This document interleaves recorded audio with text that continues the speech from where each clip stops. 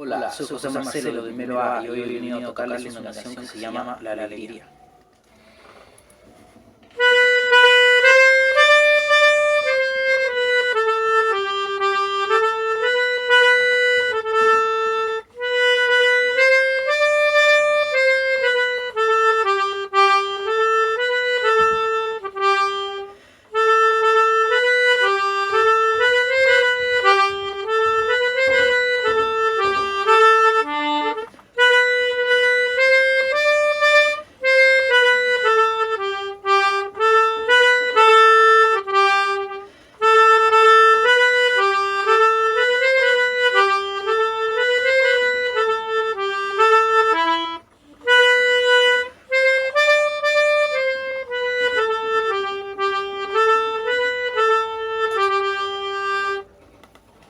Gracias.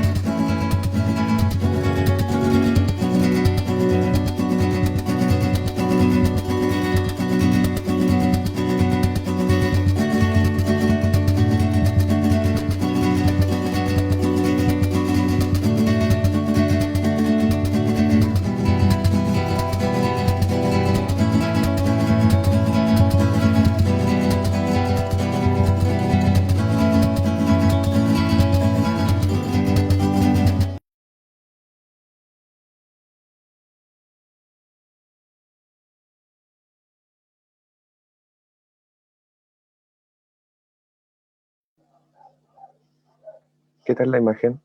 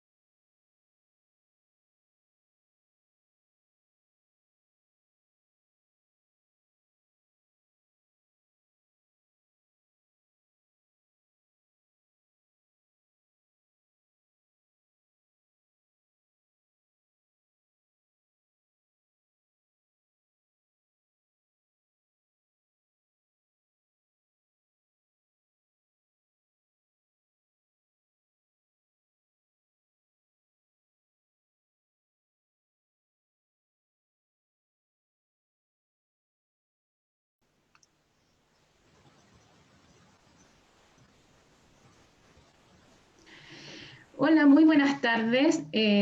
Para nosotros es muy importante su presencia en este nuevo webinar, el cuarto webinar ya que se realiza de parte de nuestro liceo, Benjamín Vicuña Maquena, el cual es organizado por el programa de integración. Me presento, yo soy Catherine Rivas, psicóloga del establecimiento, y hoy tenemos tras bambalinas a dos personas que nos están ayudando en la parte técnica, que es Ingeli Pérez, que es terapeuta ocupacional del programa de integración, y el profesor Humberto Buroto, profesor de música de nuestro establecimiento. Y hoy día tenemos un gran invitado, que ya lo voy a presentar, porque vamos a hablar respecto a una temática súper relevante, muy actual, lamentablemente, durante este periodo de confinamiento, y que como establecimiento creemos que es muy importante de abordar. Para este tema tenemos aquí al lado mío, se encuentra el abogado y actualmente juez de garantía de Viña del Mar, el señor Rodrigo Cortés, a quien le entregamos nuestros agradecimientos por participar de este webinar, y pasamos a que nos puedas presentar tu exposición el día de hoy. Muchas gracias. En el tiempo de pandemia ha implicado para todas las personas dentro de nuestro país y en el mundo el confinamiento. Y dentro de lo que es el confinamiento implica necesariamente asumir un grado de convivencia mayor del que normalmente estábamos habituados. Entonces, por eso es que, tal como señalaba Catherine al momento de hacer la presentación, la convivencia, las relaciones en las familiares se han visto un poco trastocadas por esta situación y ha implicado que el tema de la violencia intrafamiliar ha tenido un acrecentamiento en el tiempo, y lo que implica necesariamente una posibilidad de ver esta situación, los aspectos legales, que es lo que a mí me corresponde, y ver algunas dudas que puedan tener respecto a este tema que tiene contingencia en la actualidad. Lo primero que hay que ver cuáles son los sentidos de este aspectos legales de la Ley de Violencia Intrafamiliar. Esto está contemplado en la Ley 20.066, que ha tenido varias modificaciones en el último tiempo, y los objetivos de esta ley, en primer lugar, es, por un lado, prevenir y sancionar lo que se entiende por violencia intrafamiliar, y a la vez también dar protección a quienes son víctimas de esta violencia intrafamiliar, con la intención, por cierto, de en algún momento poder erradicar todo acto de violencia intrafamiliar. Ahora, para esto es necesario entender qué es la violencia intrafamiliar, por lo menos para nuestra legislación. Eso es lo que va a ser el campo de aplicación de esta ley y, por lo tanto, la materia que nos interesa en este momento. Y en la presentación ustedes ven ahí que el legislador habla de una expresión, utiliza una expresión que en este caso es el maltrato, que esa es la palabra importante para estos efectos. Maltrato que afecta la vida o la integridad física o psíquica de la persona. Entonces, la expresión que uno debería siempre tener en consideración para esto es una expresión bastante amplia, porque habla de maltrato. Vamos a ver más adelante qué nosotros podemos entender por esta violencia intrafamiliar en términos más concretos, pero el término es bien amplio.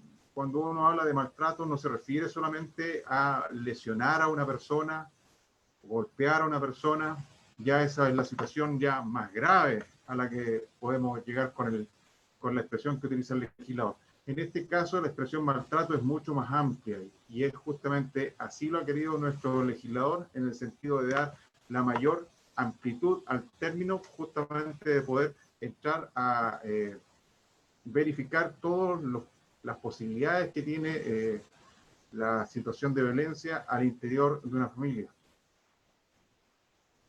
En este caso, obviamente, se refiere a la violencia, no cualquier violencia, sino que es la violencia que se da dentro del concepto de familia. Extrañamente, esta ley, la ley sobre violencia intrafamiliar, no da un concepto de familia. De hecho, hace muy poco fue una de las últimas modificaciones que se hizo a esta ley fue la inclusión del término de conviviente. Entonces, se circunscribe la violencia que trata esta ley solamente a aquella violencia que se da dentro del ámbito de la familia. Sin embargo, no da un concepto de familia y esto, la intención del legislador, más que nada cuando se creó esta ley, es porque, y hasta el día de hoy yo creo, no existe un concepto claro de qué entiende nuestra legislación para estos efectos legales como familia. Entonces da un concepto más bien amplio y habla para estos en esta materia de todas las relaciones que existen que se pueden dar dentro de una familia, bien amplio, ¿ya?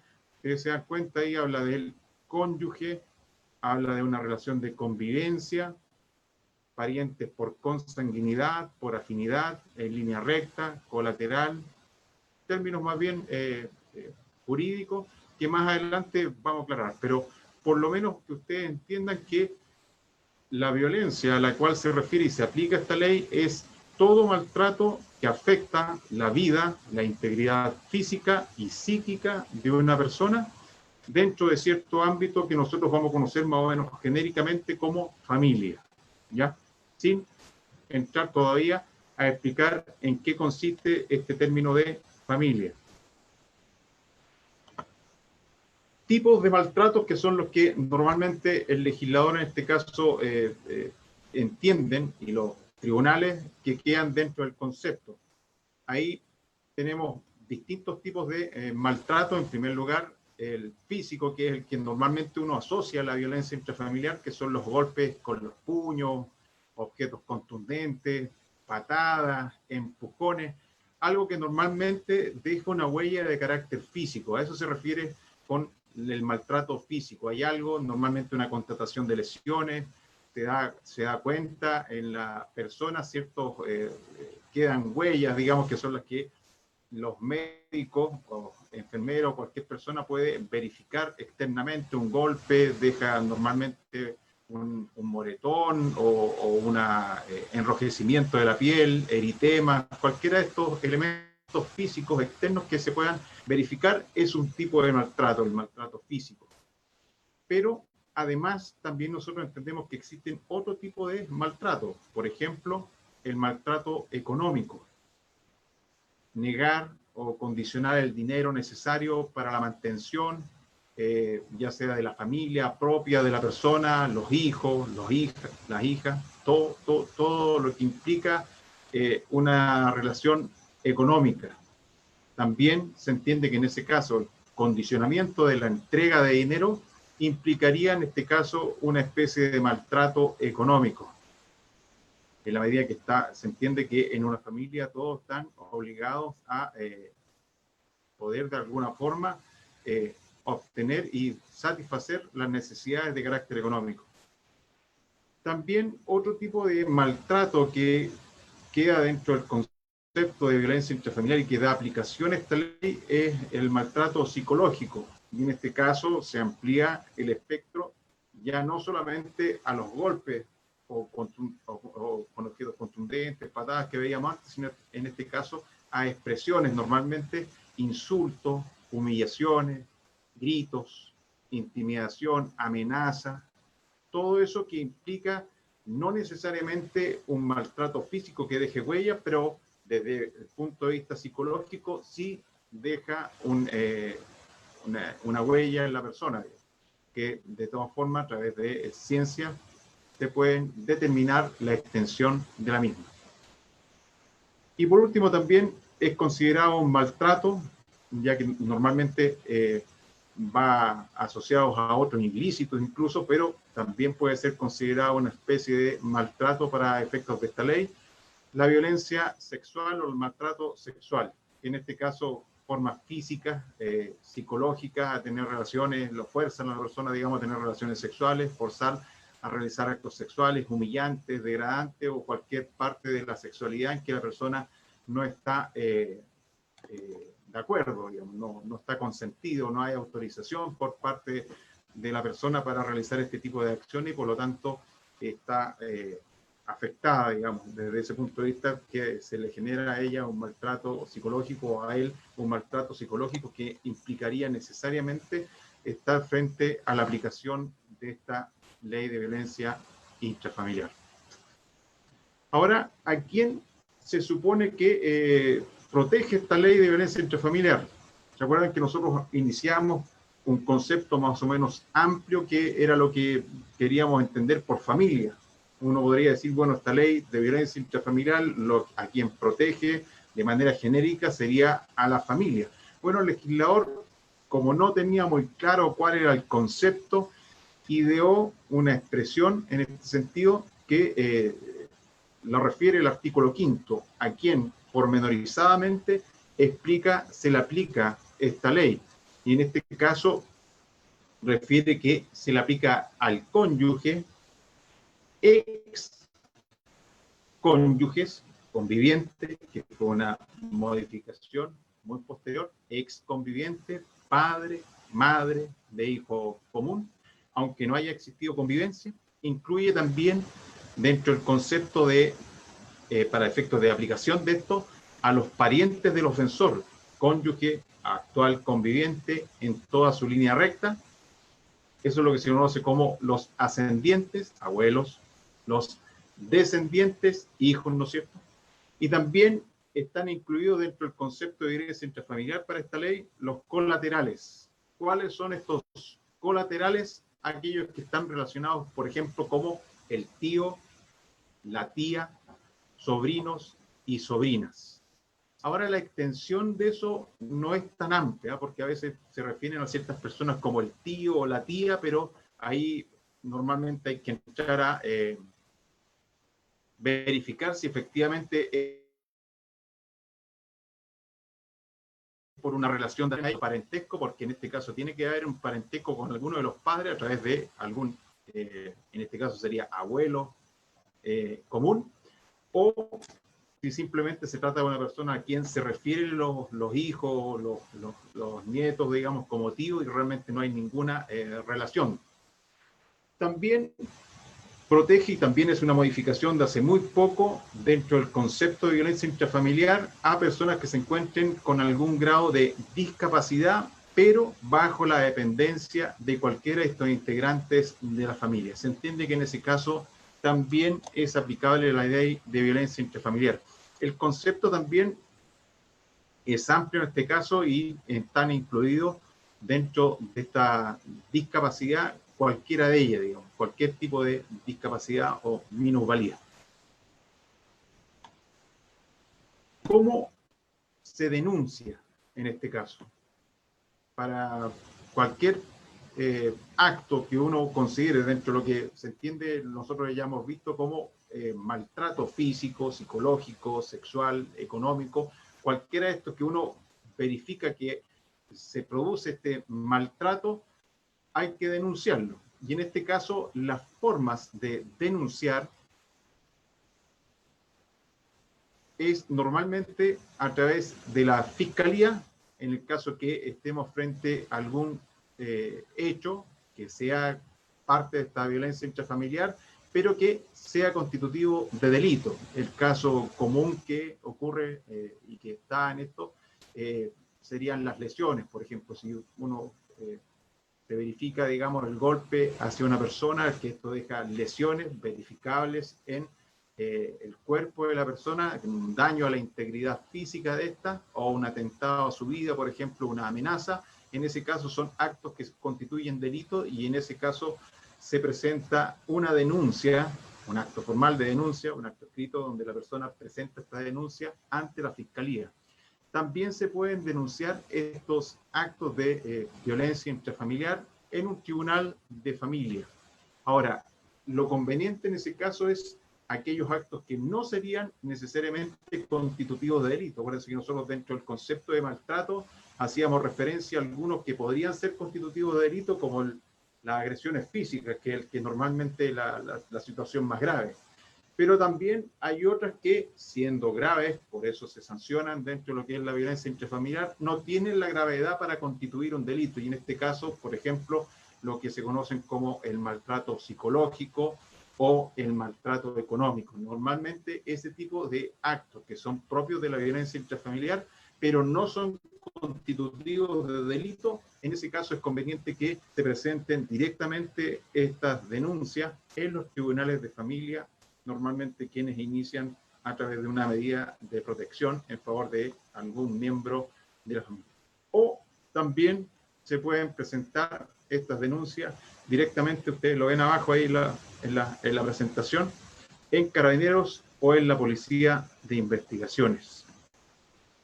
Cualquiera de aquellos actos, todos tienen, en este caso, cualquiera de estas instituciones donde se presente la obligación de acoger la denuncia. No podría ocurrir, por ejemplo, que se presente la denuncia y le digan, mire, vamos a ver si es cierto, vamos a ver si le tomamos los datos. Eso no puede ocurrir. Tienen la obligación, y sobre todo los funcionarios públicos, cualquiera de ellos, de, una vez que reciben la denuncia, canalizarla hasta la institución respectiva, esto es, los tribunales respectivos, para que se inicie una investigación, ya sea del acto constitutivo de delito o de aquellas acciones que no son constitutivas de delito, pero sí constituyen violencia intrafamiliar. Obviamente a la víctima también, vamos a ver más adelante, existe de inmediato la obligación de darle protección. Dar protección a la víctima es una obligación para el Ministerio Público, para Carabineros y para la Policía de Investigaciones, cuando se presenta una denuncia. Por eso es que en el caso, por ejemplo, de la carabinero que murió me parece que fue en Talca, Linares, por ahí en ese sector, fue cuestionado el actuar porque en este caso la persona cumplió con la obligación de presentar la denuncia, pero por situaciones internas de Carabineros no se le dio la tramitación que correspondía y posteriormente esto escaló y terminó en un asesinato de la persona que debería haber sido protegida. Y por eso es que justamente está siendo cuestionado en este caso el actuar de Carabineros. ¿Por qué? Porque no se cumplió con esto, que es lo más simple, poner inmediatamente en conocimiento de los tribunales de justicia una denuncia de violencia intrafamiliar. ¿Quiénes pueden denunciar? ¿Quién puede presentar esta denuncia? Que esto es normalmente una situación que genera muchas dudas y que el legislador también tiene problemas en tal sentido para poder regularlo.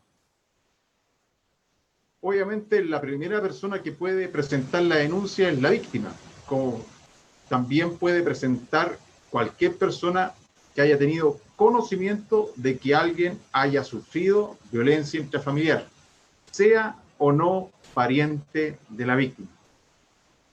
Y esto hay que tenerlo claro, que no importa realmente porque si es que solamente sea la víctima o algún familiar directo, pueden ser otras personas. Lo que pasa es que después, para que esta denuncia pueda seguir su tramitación legal, normalmente lo que van a hacer es citar a la víctima para que ratifique esta denuncia. Y es ahí donde normalmente el sistema queda un poco cojo, porque a veces algunas víctimas no concurren a ratificar la denuncia que hace otra persona, y ahí normalmente esa es la cifra negra que implica casos en los cuales no se llega a buen término, normalmente por un problema de ciclo de la violencia intrafamiliar que más adelante podemos explicar. Ahora, hay que tener claro que existen, sí, además de la víctima y otras personas o parientes, ciertas personas se encuentran obligadas a presentar una denuncia. Artículo 84 de la ley 19.968, y en este caso la denuncia que se presente tiene que ser realizada ante Carabineros o en tribunales de familia, como habíamos visto, o ante la Fiscalía, que son los tres lugares que normalmente se van a presentar estas denuncias.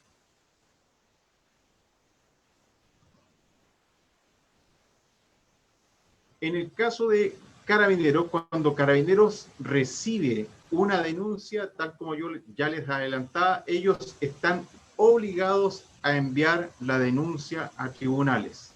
El artículo 84 señala que es obligatorio y no es optativo para ellos. Lo mismo sucede cuando estos hechos ocurren, obviamente, en las casas, ¿no es cierto? Están obligados a recibir las denuncias. No pueden, digamos, decir, no, sabe que no vamos a tramitarla, vamos a esperar que venga la víctima, o vamos a esperar que el caballero se le pase el alcohol, o cualquier otra situación. Es una obligación. Y eso es justamente para evitar estas situaciones en las cuales se quedaban con una cifra negra, que normalmente implicaba que posteriormente la víctima, como ya había ido en una oportunidad a tratar de denunciar y no había sido acogida, que es lo que corresponde, el trato que se debe hacer con la víctima, obviamente se retractaba posteriormente o le implicaba para ella la idea de que no iba a seguir adelante por cuanto ya había visto que se le estaba tramitando. Entonces, por eso es que el legislador fue claro en señalar que en este caso es una obligación. Incumplimiento de obligaciones para los funcionarios de la policía implica necesariamente un delito grave, digamos. Por eso es que es tan importante que en este caso se le dé curso. Y en este caso, una vez que recibe Carabinero, la policía, cualquiera de ellos, según lo que, tal como nosotros habíamos visto previamente, según el hecho que se está planteando en la denuncia, va a ser a quien va a derivar esta denuncia, ya sea a los tribunales de familia o a los tribunales en lo penal, digamos, el tribunal de garantía o un tribunal de juicio oral en lo penal, dependiendo obviamente de la materia, si se trata de un acto que sea una violencia intrafamiliar que sea constitutiva de delito, o si se trata de un acto de violencia intrafamiliar que no es necesariamente constitutiva de un delito. ¿Qué tribunales son competentes para conocer? Tal como ya lo habíamos referido previamente, por un lado son dos los tribunales que son competentes, uno son los tribunales de familia y también, por otro lado, son los tribunales con competencia en lo penal, en particular los juzgados de garantía o el tribunal de juicio oral en lo penal. En este caso están los dos ubicados en el mismo edificio. Cualquiera de ellos, no hay ningún inconveniente. Estos son los tribunales competentes para conocer en materia de violencia intrafamiliar. ¿Cuáles son las sanciones que se cometen, en este caso, por incurrir en un acto de violencia intrafamiliar? Obviamente, para llegar a la etapa de una sanción, hay que tener claro que todo esto previo un proceso. No es llegar en que va a ir la persona, va a decir, mire, yo soy víctima de un acto de violencia intrafamiliar y quiero que sancione a una determinada persona. Para llegar a esta parte de la sanción, previamente se tiene que hacer un proceso, un debido proceso donde obviamente es escuchada la persona, y una vez que es escuchada esta persona, se rinden pruebas si es que hay alguna discusión respecto de la ocurrencia o no de un hecho, y con eso un tribunal independiente establece si hay o no violencia intrafamiliar. En el caso que este tribunal llega a establecer que hay un acto de violencia intrafamiliar, esto puede acarrear sanciones para la persona. ¿Cuáles son las sanciones que nuestro legislador contempla para el delito de violencia o la violencia intrafamiliar en cualquiera de las hipótesis que se vean? En este caso es una multa de media a 15 unidades tributarias mensuales, que en este caso va a beneficio del gobierno regional, del domicilio del denunciante o demandante, según si estamos frente a un juzgado de familia o si es un juzgado de oral en lo penal. En este caso, además de esta multa de media a 15 unidades tributarias mensuales, el tribunal puede aplicar en la sentencia una o más de estas medidas que vamos a ver más adelante. En primer lugar, además de la multa, se puede ordenar la obligación de abandonar el hogar que comparte con la víctima. En este caso, lo aclaro inmediatamente porque normalmente es una pregunta, ¿esto implica necesariamente la separación o el divorcio? No. Es solamente como una medida de protección para la víctima que la persona abandona el hogar. es decir, de manera obligatoria, el juez le señala que la persona tiene que dejar de compartir un determinado hogar con la víctima y por lo tanto toma sus maletas y se va. Otra medida que puede imponer el tribunal es la prohibición de acercarse a la víctima, ya sea el domicilio de esta, el lugar de trabajo, en el caso que compartan un lugar de trabajo, o estudios si se trata de un estudiante, o cualquier otro lugar en que concurra o visite habitualmente, que normalmente se va a exponer en la respectiva sentencia. Ahora, esta orden de alejamiento, que es la que normalmente la conocen los carabineros, ¿no es cierto? Esta orden de alejamiento implica un determinado tiempo, porque es una sanción y por lo tanto esta sanción, el tribunal es quien establece cuál es el tiempo o la extensión de esta prohibición de acercamiento. También se puede imponer como otra sanción la prohibición del porte o tenencia o incluso el comiso, es decir, le quitan un arma de fuego. Sobre todo, por ejemplo, en esta zona de acá de Valparaíso, donde hay muchas personas que han pertenecido a algunas fuerzas armadas y tienen un arma, y parece que con el tiempo empiezan a generarse algunos roces en la familia. Parece ser una buena medida, obviamente, a adoptar.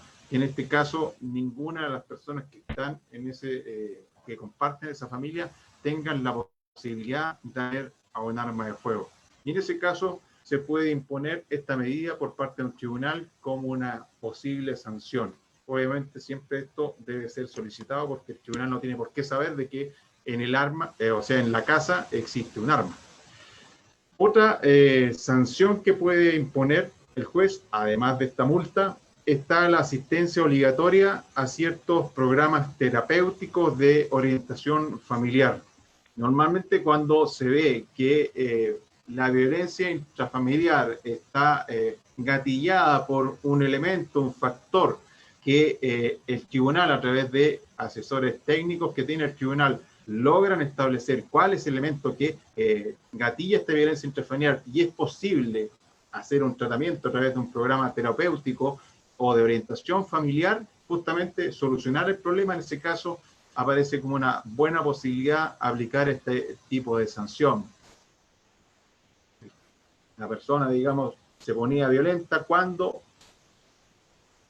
se le pasaban las copas con el alcohol y por lo tanto llegaba enojado y por lo tanto al llegar enojado con alcohol era otra persona. En ese caso, si sea a través de un programa terapéutico se puede solucionar dicho problema, parece ser una buena medida y una posibilidad de arreglar el problema definitivamente y no de manera ocasional. Y también, como otra sanción posible, está la obligación de presentarse de manera regular en una determinada unidad policial. En ese caso implicaría necesariamente trasladarse del lugar por parte del imputado o la persona que habría sido sancionada. Ahora, yo les señalé previamente que esta sanción ocurre una vez que se pone término a un proceso. Hay una sentencia y un proceso en el cual llega el convencimiento del tribunal de que en este caso estamos frente a un acto de violencia intrafamiliar. Entonces, obviamente, como todo proceso, se demora. Acuérdense que esto comenzaba con la denuncia. Después de la denuncia hay que escuchar a la otra persona qué es lo que dice respecto de lo que se le está denunciando, lo que implica un tiempo para darle la posibilidad a la otra persona para que dé su respuesta. Después, si hay unas versiones que son controvertidas, uno plantea una situación y el otro plantea que esa situación no es efectiva, obviamente se tiene que hacer una medida probatoria, digamos, es decir, hay que generar pruebas, lo que implica un juicio, ¿ya? Entonces, esto puede, como todo proceso, implica necesariamente el transcurso del tiempo, y por lo tanto, uno puede preguntarse, bueno, ¿y qué ocurre si la persona ya denunció al sujeto, y por lo tanto, está a la espera de la respuesta del tribunal, que se va a demorar, y por lo tanto se siente angustiada en el intertanto de que el sujeto, como sabe que fue denunciado, pueda, en este caso, atentar nuevamente en contra de la víctima. Y es por eso que existe la posibilidad durante el proceso de adoptar medidas que se conocen como medidas cautelares. La idea de estas medidas cautelares tienen por objeto que durante el proceso que se lleva a cabo para establecer si estamos frente a un acto de violencia intrafamiliar, la persona pueda resguardarse su integridad física, digamos, y por lo tanto darle protección a la víctima para así fomentar de que ella pueda presentar una denuncia. Y desde ese punto de vista, en el intertanto, durante el tiempo que se lleva este proceso, el tribunal puede adoptar ciertas medidas cautelares. ¿Cuáles son las medidas cautelares que puede adoptar el tribunal? Son varias, muy similares incluso a las sanciones que nosotros habíamos visto previamente. ¿Cuáles son las medidas cautelares que se pueden adoptar? El juez de familia también las puede adoptar el juez de garantía en el caso que estemos frente a una medida, a un acto de violencia intrafamiliar que sea constitutivo de delito. Puede cautelar incluso por la subsistencia económica o integridad patrimonial, digamos. Normalmente ciertas víctimas le señalan a los tribunales que miren, yo no voy a denunciar porque si yo denuncio el caballero se va a ir y por lo tanto no va a haber subsistencia económica en el interior de la familia, o no podría dejar de pagar la pensión o cualquier cosa de ese tipo. Y desde ese punto de vista, justamente para fomentar de que las personas, las víctimas de violencia intrafamiliar, hagan la denuncia y reciban protección por parte de los tribunales, existe la posibilidad de adoptar medidas cautelares tendientes a dar una subsistencia económica en el intertanto. Y por eso es que el tribunal puede adoptar ciertas medidas. Por un lado, prohibir acercarse a la víctima, ya lo habíamos visto como una posibilidad incluso de adoptar una sentencia cuando los actos ya son graves normalmente. Se impone en este caso la prohibición o restringir la presencia en el hogar común, abandono, el lugar de estudio, en el caso que se traten de niños, niñas o adolescentes. También se puede adoptar como otra medida cautelar la entrega de efectos personales de la víctima. Por ejemplo, la víctima, existe en la actualidad la posibilidad de trasladar a la víctima a un hogar de recepción. En ese caso, implica para la persona sacarla del hogar, y a veces, al sacarlo del hogar, la persona tiene ciertos bienes que son personales. Obviamente, la posibilidad a través del tribunal de optar a esta entrega material.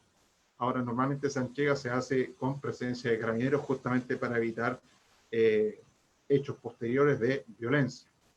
También con la idea de evitar esta posibilidad de subsistencia económica por parte de la víctima, el tribunal podría imponer ciertos alimentos provisorios, es decir, una cierta cantidad de dinero que se le entrega a la víctima para que pueda, durante el tiempo que dure este proceso, satisfacer sus necesidades económicas. Y en ese caso se impone una especie de pensión de alimentos provisoria. También se puede ordenar, en este caso, el cuidado personal o establecer alguna relación directa y regular entre los progenitores y sus hijos. Normalmente alguien se tiene que, en el caso que se ordene la prohibición de acercamiento, alguno de los cónyuges, por ejemplo, va a tener que dejar el hogar común y por lo tanto los niños van a quedar al cuidado de alguien. Eso también lo puede regular el juez de familia en el intertanto, mientras se llega a término el proceso, y también, obviamente, alguna forma de relación directa o regular con los hijos. Ahora, eso va a depender en el caso de quién sea víctima de dicha violencia, porque obviamente si respecto de quién se ejerce la violencia son los niños, niñas o adolescentes, pueden estar los dos cónyuges, padres de los niños, inhabilitados para mantener dicha relación, y en ese caso habría que ampliar la familia para buscar en otro lado alguien que se haga cargo. También se podría decretar la prohibición de celebrar actos o contratos con el objeto de ver que no se vayan a realizar actos en perjuicio de la familia por parte de quien se encuentra habilitado para realizar dichos actos o contratos. Ahí tenemos nuevamente la prohibición de portar armas de fuego. Siempre es una medida y es una de las cosas, las primeras cosas que preguntan los jueces de familia, digamos, o un juez de garantía, en el caso de que haya algún hogar, preguntar si alguno de las personas tienen o hay algún arma de fuego en la casa, porque obviamente la posibilidad de que se pueda atentar en contra de la vida de la otra persona, el hecho de tener acceso a un arma de fuego lo facilita mucho. También se puede ordenar la reserva de identidad de un tercero que está denunciando, que a veces puede ser normalmente un familiar muy cercano que quiere evitar posteriormente tener algún problema o conflicto con cualquiera de los cónyuges, sus familiares o algún vecino. En ese caso se puede establecer la reserva de identidad de la persona o el tercero que está denunciando. También se pueden adoptar ciertas medidas de protección en el caso que la violencia intrafamiliar se adopte en contra de adultos mayores o personas que se encuentran con algún grado de incapacidad o discapacidad, con el objeto de dar protección a ellos en el caso que sea necesario por parte de las medidas que se adopten por parte del tribunal. ¿Cuánto deben durar estas medidas cautelares? Acuérdense que esto va vinculado directamente con lo que debería durar el proceso. El proceso de una denuncia por violencia intrafamiliar son ciertas audiencias, y obviamente por la recarga de trabajo que tienen los tribunales en la actualidad son pocas las audiencias que se pueden tomar. De hecho están tomando más bien audiencias que son urgentes. Estas, justamente las de violencia intrafamiliar, son audiencias denominadas urgentes. Se pueden en este caso adoptar medidas cautelares. ¿Cuánto podrían durar estas medidas cautelares? El legislador señala que no pueden exceder más de 180 días. Estos 180 días sí se pueden renovar por una sola vez. 180 días implica necesariamente que el proceso durante el cual se tiene que llegar a término con una sentencia, por lo menos no podría ser superior a ese plazo. También estas medidas pueden modificarse durante el tiempo. Normalmente los tribunales adoptan las medidas cautelares por un tiempo y después las revisan inmediatamente, es decir, le fijan a la persona en una audiencia. Se decreta una medida, por ejemplo, de abandono del hogar común y prohibición de acercamiento, y se fija inmediatamente una audiencia para revisar esta medida en 30 días más, en 60 días más, y las personas concurren nuevamente a esa audiencia para verificar si todavía se dan las condiciones que en este caso implicó la necesidad de dictar esta medida. Obviamente si hay una situación que implica modificarlo gravemente. No se sabía, por ejemplo, que la persona tenía un arma y después descubren que en el intertanto la persona lo que hizo fue ir a comprar un arma. Aparece como una medida importante, en este caso, decretarla. También se pueden modificar. Son esencialmente modificables, sustituibles una por otra, y son provisorias durante el tiempo que dura el proceso. ¿Qué debe considerar un juez para dictar alguna medida de estas cautelares durante el proceso? El legislador en eso fue claro y prefirió definir lo que se entiende por una situación de riesgo. Es decir, cuando el juez estime que está frente a una situación de riesgo, es lo que debe considerar para efectos de decretar una medida cautelar durante el periodo del proceso, más allá de la sanción que se puede imponer posteriormente. ¿Y cuál sería esta situación de riesgo a la cual hace referencia el artículo 7º de la ley 20.066? Cuando hay un riesgo inminente para una persona de sufrir un maltrato constitutivo de violencia intrafamiliar, aun cuando no se haya llevado a cabo por parte del tribunal, basta con el puro mérito de la denuncia, se puede adoptar una medida de protección. El legislador en este caso le describe como situaciones de riesgo inminente cuando, por ejemplo, precede intimidación de causar daño por parte del ofensor. Es lo que normalmente uno conoce como una amenaza, digamos. La condición de afectar la integridad física de una persona. Otra circunstancia que implica un riesgo inminente es, en el caso de que se acredite, obviamente, que existen circunstancias o antecedentes de drogadicción o alcoholismo. En este caso, nuestro legislador implica que si hay antecedentes de alguna de las partes de la relación familiar con drogadicción o alcoholismo, implica que existe un riesgo inminente. También, si es que previamente existían otras denuncias por violencia intrafamiliar, si es que obviamente hay condenas previas por violencia intrafamiliar, normalmente eso va vinculado a lo que se conoce como el extracto de filiación y antecedentes por violencia intrafamiliar. Ahí aparecen las condenas previas que se han dictado por parte de los tribunales de familia. Si hay antecedentes psiquiátricos o psicológicos que impliquen que estamos frente a una personalidad violenta, obviamente si hay algún diagnóstico en tal sentido, es un antecedente que hay que verlo directamente al tribunal, porque en ese caso estamos frente a un riesgo inminente y por lo tanto se deben adoptar medidas cautelares. Si hay una negativa a aceptar el término de una relación afectiva, vamos a terminar y la persona lo señala, lo conversan, digamos, pero el otro no acepta el término de una relación sentimental, en ese caso el legislador estima que existe un riesgo inminente. Me parece que esta era la situación en el caso de la carabinero en cuanto se llama ya en el sector de Linares, que había una negativa a aceptar el término de la relación y en ese caso era riesgo inminente y tampoco se hizo absolutamente nada. Agrega a nuestro legislador hace muy poco como situación de riesgo el hecho de que la víctima se encuentre embarazada, en el caso de la mujer, y también si estamos frente a una persona con discapacidad o que tenga alguna condición que la haga especialmente vulnerable. En ese caso, el legislador también ha entendido que debe ser esencialmente una situación de riesgo y por lo tanto debe ser objeto de protección.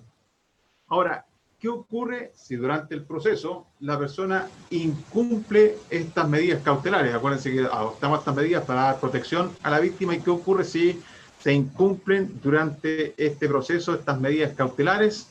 En ese caso, el legislador, para justamente dar mayor protección a las víctimas de violencia intrafamiliar, señala que esta situación, cualquiera de los jueces, el juez de garantía o el juez de familia, debe poner en conocimiento del Ministerio Público para que se investigue un delito que se conoce como delito de desacato, que en este caso implica el incumplimiento de una medida cautelar adoptada por parte del tribunal. El incumplir la obligación que ordena un tribunal puede, en este caso, para efectos de su cumplimiento, ser sancionado como un delito, y en ese caso la sanción ya es más grave, digamos, porque en este caso ya no es una multa, ya no son medidas cautelares, sino que en este caso la sanción son días de cárcel. Y en este caso la pena que implica el delito de desacato son de 541 días a 5 años.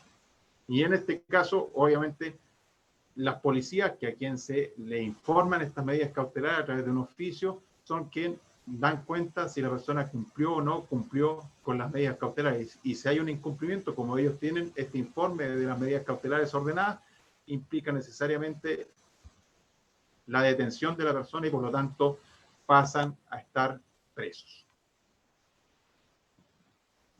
Por último, brevemente, ¿cómo este procedimiento en violencia intrafamiliar?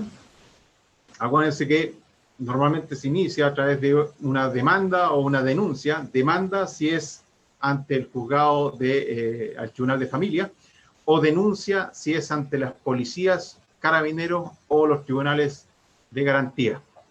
Y eso da inicio al procedimiento. Posteriormente, de manera, como se trata de una situación grave y el legislador le interesa dar solución rápida a esto, establecen un plazo de 10 días que da lugar a la primera audiencia. Una citación para la primera audiencia que se conoce como audiencia preparatoria, y ahí se da la posibilidad de poner término a esta violencia intrafamiliar, si es que hay alguna aceptación, por ejemplo, de la violencia intrafamiliar, y por lo tanto no hay discusión respecto de si existe o no la violencia intrafamiliar, puede en ese caso ponérsele término inmediatamente en esta audiencia preparatoria.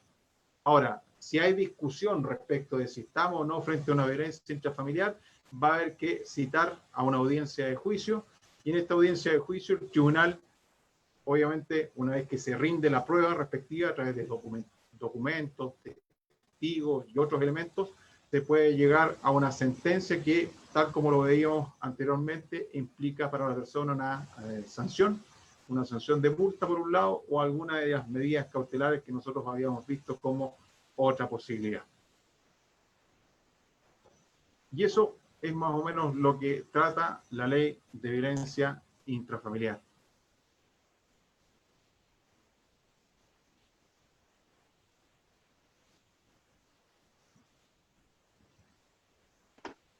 Muchas gracias, Rodrigo, por tu exposición. Y bueno, ahora vamos a contarte que nosotros dejamos un correo electrónico para que pudieran hacernos preguntas de manera confidencial.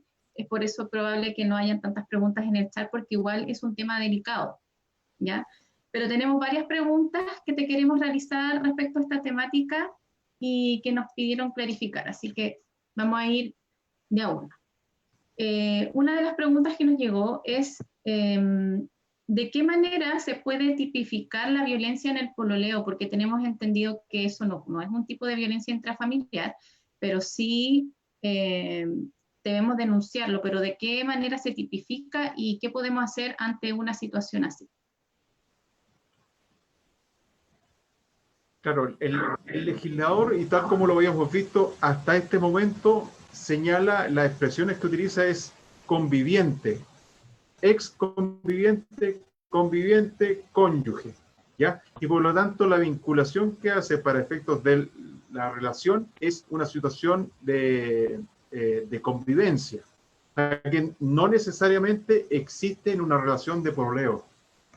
Y es por eso que normalmente el pololeo queda fuera de la ley de violencia intrafamiliar. Es por esta situación de que el legislador, los términos que utiliza, es cónyuge, conviviente, y no una relación de pololeo que parece no implicar necesariamente una convivencia, es decir, vivir en un hogar en común. Eso es la convivencia. Y hay una posibilidad, un proyecto de ley que quiere modificar esta situación y darle la posibilidad de que se le aplique la violencia intrafamiliar. Pero solamente existe el proyecto de ley, que es por un caso que ocurrió en Concepción, me parece que fue en una relación de pololeos, la niña dentro de esta relación, digamos que no sabía cómo poder dar término a esta relación, que era un poco tóxica, al final terminó suicidándose. Claro. Y en este caso, justamente no se podía aplicar en los casos que ella denunció la ley de violencia intrafamiliar, justamente porque la relación que tenía con la persona que la cenaba era solamente un pololeo. Entonces, por eso es que con ese caso se quiso hacer una modificación, pero solamente está en un proyecto de ley en este momento. No, actualmente no se le puede aplicar a una relación de pololeo la ley de violencia intrafamiliar, por los términos que utiliza el legislador. En estas situaciones solamente se tendrían que denunciar por maltrato físico aislado, maltrato psicológico, ese tipo de delito. Eso es, sin perjuicio de que, obviamente, si alguien lesiona a otro, maltrata de cualquier forma, puede iniciarse igual una acción criminal en contra de la persona sin la aplicación de esta ley de violencia intrafamiliar. Si hay un golpe, cualquier persona que golpea a otra persona y que esto implica una lesión para ella, necesariamente se tiene que iniciar una acción penal sin perjuicio de que no se aplique la ley de violencia intrafamiliar. Gracias, Rodrigo. Pasamos a otra pregunta. La otra de las preguntas era respecto a si hay muchas personas que tienen orden de alejamiento y durante este periodo de pandemia se les va como a vencer, por decirlo, se va a acabar. Entonces preguntaban si uno podía solicitar la extensión de esa orden de alejamiento producto de la pandemia, temiendo un posible agresor a necesitarlo y sin tener, por ejemplo, que durante este periodo de alejamiento no hubieron agresiones, ni acoso, nada de ese tipo de cosas, pero sí temen porque el agresor pueda volver a la casa dando término a su orden de alejamiento. Sí, los tribunales de familia están autorizados para prorrogarla e incluso existen, todos los tribunales en la actualidad tienen la posibilidad de atender de manera virtual a las personas de manera confidencial y directamente a la persona, y ahí uno puede solicitar la renovación de la medida cautelar. En la medida en que no haya habido alguna modificación del estatus de las personas, se puede ampliar. Obviamente entre los plazos legales, no más allá de los 180 días que habíamos visto que son prorrogables. Claro, sería hasta 180 días más. Claro, exactamente. Ya, y ahora, esto se debe eso hacer... implica mucho tiempo, digamos, dudo que durante tanto tiempo pudiese no dictarse una sentencia, digamos, pero es posible. Ya. Y esto se debe hacer en el tribunal que determinó esa orden de alejamiento, porque a veces el tribunal de familia o también puede ser el Ministerio Público. Tiene que ser directamente en donde quien la determinó. No se puede solicitar en otro tribunal. No, el mismo tribunal que ordenó la medida cautelar es que tiene que extenderla, ya sea el tribunal de familia o el tribunal de garantía. Cualquiera de ellos, el que ordenó la medida cautelar ante ese mismo tribunal, hay que pedir la ampliación de la misma. Ampliación de la medida. Otra pregunta es, ¿cuántas veces se puede denunciar una situación de violencia después de haberse retractado? No hay una limitación, todas las veces que sea necesario. De hecho, lo habíamos visto que normalmente por lo que se conoce como el ciclo de la violencia, hay mucha retractación en este tipo de delitos y eso es lo más común que hay. Como se demora el proceso, en el intertanto, al inicio está la persona, digamos, está la relación, digamos, muy quebrada y por lo tanto la persona dice que va a seguir adelante, presenta la denuncia, lleva a los testigos, está todo, digamos, fuerte.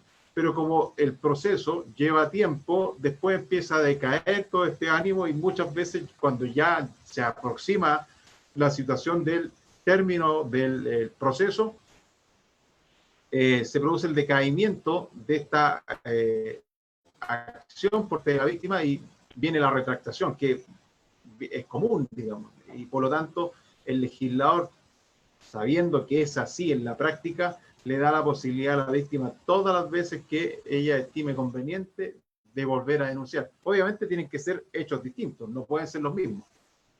Claro, un hecho distinto. Otra pregunta respecto si el padre de mis hijos puede volver a la casa cuando se cumpla el tiempo de alejamiento, o sea, se cumpla la orden de alejamiento, si tiene el derecho de volver inmediatamente. La prohibición de acercamiento tiene un plazo y en la medida en que si no se renueva, ese plazo vence y por lo tanto después, en principio, no habría ningún inconveniente, ya terminó la orden de alejamiento y por lo tanto la persona podría volver. Ahora, para mayor tranquilidad de la persona que quiere volver, porque acuérdense que si incumple la medida cautelar implica necesariamente incurrir en un delito, que es el desacato. Incumplir una medida cautelar, para mayor seguridad, puede solicitar al mismo tribunal que decretó la medida cautelar verificar si se encuentra o no vigente. Y eso lo pide directamente en el tribunal, ¿no? Para mayor tranquilidad. Claro.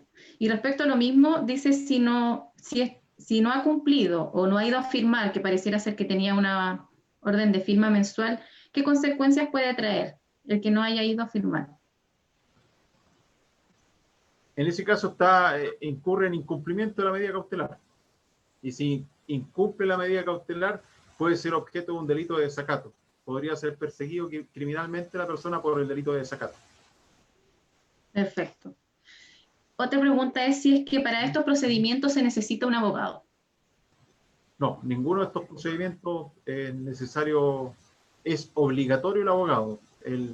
Tanto el tribunal de familia como el juzgado de garantía, si la persona no tiene un abogado que él quiera pagar, está obligado a designarle un abogado. En el caso de los juzgados de garantía, la Defensoría Penal Pública, y en el caso de los tribunales de familia, directamente a las corporaciones o a las clínicas jurídicas que les prestan servicio a ellos.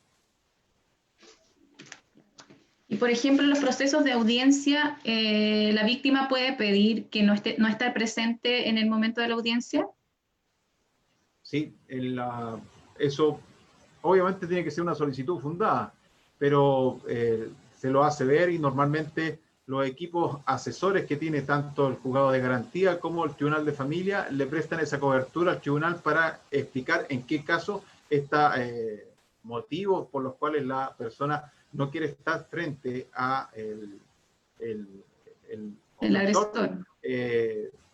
Aparece como justificado. Y en ese caso, normalmente el tribunal, dentro de su obligación de dar protección a la víctima, puede adoptar este tipo de medidas en las cuales no está presente. Por ejemplo, en el caso de los niños, niñas, adolescentes, Exacto. Normalmente son los casos más, el ejemplo más básico, digamos, para justamente darles protección en este sentido. Normalmente se van a unas salas especiales que se llaman las salas Gesell, y en esas salas están en contacto directo con el juez y no toman en ningún caso contacto ni con el padre ni con la madre, en el caso que hayan sido objeto de alguna violencia por parte de ellos.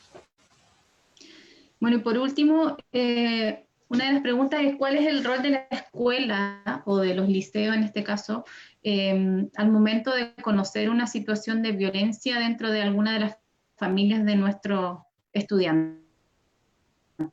Y cualquier funcionario frente a la denuncia o en la constatación de un hecho que sea constitutivo de delito, tiene la obligación de denunciar.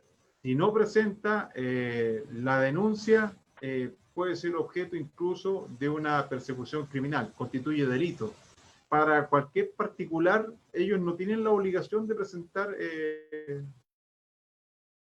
un delito, pero en el caso del funcionario público está obligado a presentar la denuncia. Y por lo tanto, en el caso de los establecimientos educacionales públicos, son todos funcionarios públicos, cumplen con los requisitos y están obligados a presentar la denuncia. Más allá de lo que ocurra posteriormente con dicha denuncia, pero ellos por lo menos cumplen con... Una pregunta que me quedó en el tintero es si es que existe violencia intrafamiliar entre extranjeros. ¿El agresor puede ser deportado a su país? La deportación implica el incumplimiento de las medidas migratorias. Es decir, la persona tiene que incumplir las medidas migratorias para poder... El ingreso del tipo de ingreso lo hace acreedor de la expulsión. O si la persona acá en Chile comete un delito y ese delito es sancionado por ese delito, también podría ordenarse la expulsión.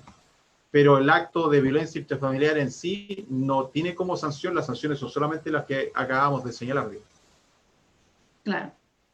Bueno, esas son todas las preguntas que se nos hicieron de manera interna, y queríamos darte los agradecimientos por contestar nuestras dudas y nuestras preguntas, y también queremos invitar a todas las personas que nos están viendo para la próxima semana, para el sexto webinar ya, el día jueves 10 de septiembre, con el webinar con el movimiento Le ganamos al confinamiento, que tiene que ver con el cuidado físico, el deporte, así que los dejamos a todos invitados para que se conecten ese día y puedan presentarnos sus dudas, sus inquietudes y sus preguntas.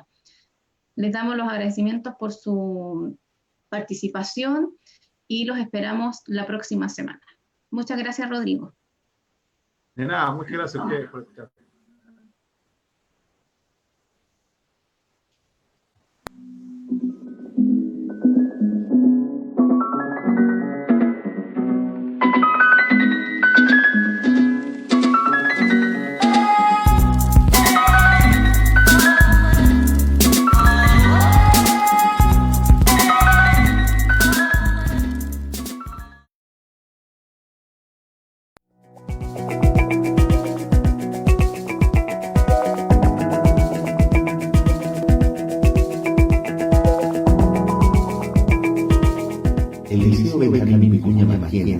del Mar cuenta ya con 55 años de historia.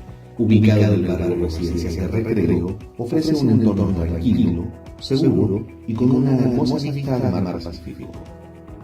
Nuestra misión es la formación integral de los jóvenes y para ello propiciamos un ambiente acogedor, inclusivo y participativo, donde todos los integrantes de la comunidad se relacionan con especial atención y cariño. En el proyecto educativo, el respeto con la diversidad y la educación en competencias laborales son sellos que conducen todo el proceso formativo y educativo de la escuela.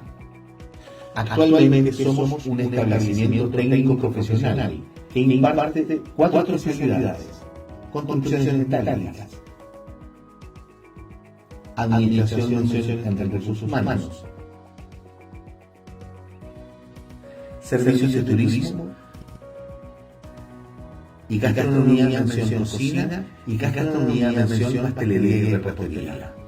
Todas con infraestructura adecuada, equipamiento e insumos necesarios y profesionales altamente capacitados para conducir el proceso de enseñanza y aprendizaje desde una mirada constructivista, poniendo sus conocimientos, técnicas y corazón en la formación de estos jóvenes, porque saben que ellos representan una verdadera oportunidad de mejora en sus vidas, una herramienta que contribuye a la movilidad social. Construcciones metálicas se ha consolidado como la especialidad con más tasa de empleabilidad post-práctica de nuestros titulados. Administración imprime un sello de respeto y cordialidad en sus estudiantes que respalda el reconocimiento de instituciones públicas y privadas de la zona. Servicios de turismo a quienes acompañan en sus infaltables salidas de terreno, el clásico bus del deseo, que con sus gaviotas permite hacer volar sus sueños y convertirlos en deseos posibles gracias al esfuerzo y pasión de lo que han escogido como vocación. Y gastronomía, cuyos egresados han logrado un reconocimiento en la región por sus capacidades y nuestro establecimiento por las excelentes condiciones de los talleres. Además de las competencias laborales, el fomento de la creatividad, la participación y la inclusión ocupan un espacio importante en nuestra escuela, no solo en lo pedagógico a través de talleres, sino también por medio de eventos tales como café literario, torneo de debates y encuentro artístico, que le confieren un carisma especial a nuestra comunidad. Nuestra sociedad institucional se sostiene en un grupo de personas que con sus fortalezas y debilidades comparten el amor por el liceo y por el servicio que día a día prestan a los jóvenes que pasan por nuestras aulas, signo de una verdadera vocación. Ser parte del Benjamín Vicuña Maquena es simplemente un orgullo que nos hace a todos mejores personas.